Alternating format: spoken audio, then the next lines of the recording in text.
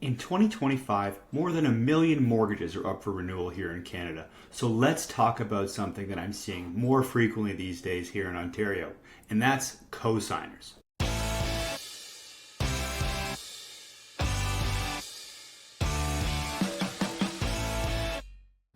Hey there, Lucas Balahood here with Coldwell Banker RMR Real Estate here in Durham region.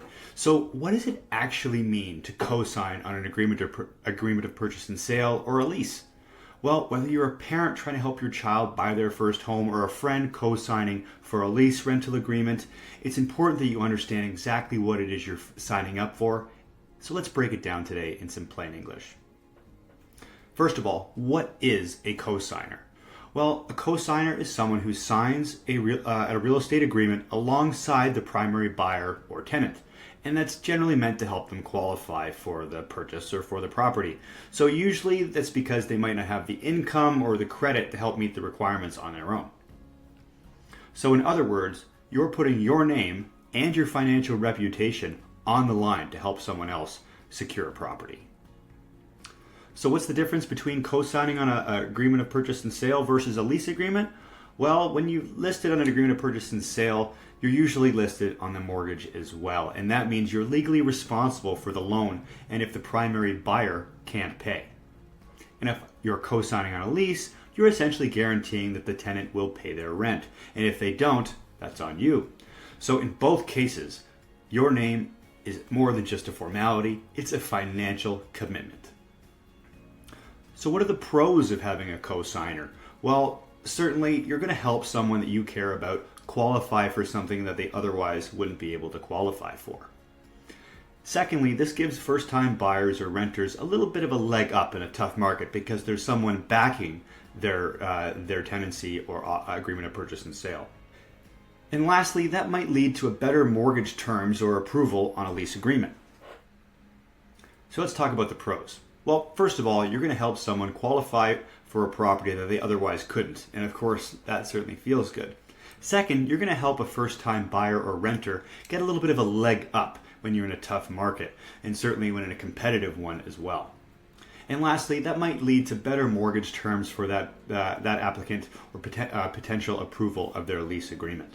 It can be a powerful way to help, but it comes with some risks. So here are the cons, or risks we should say.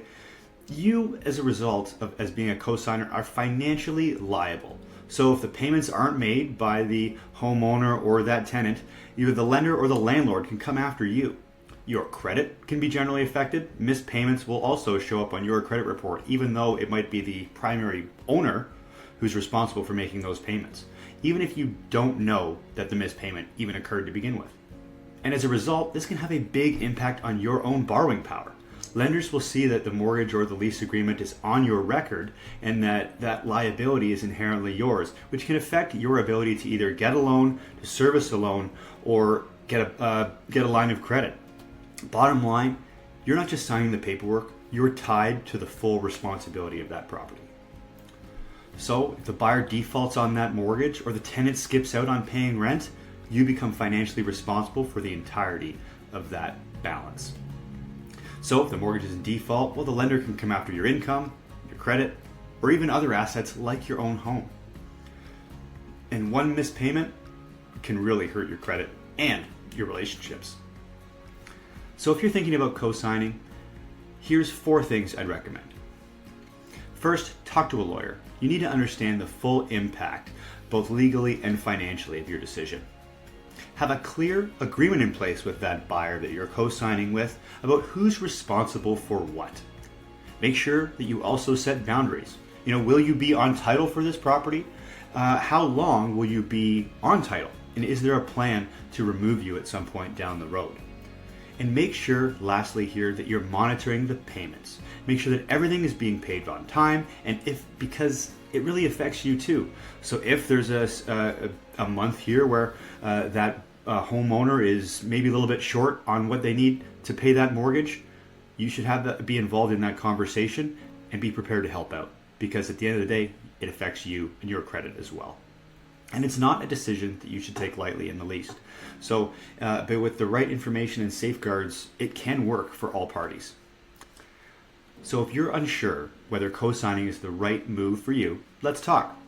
I'm here to help you understand all the risks, your rights, and make sure that you have some sense of what the situation is and what the outcomes might be. So feel free to like, share, or comment here below, and thanks so much for watching. And of course, don't forget to subscribe. Have yourself a fantastic rest of your day. Bye for now.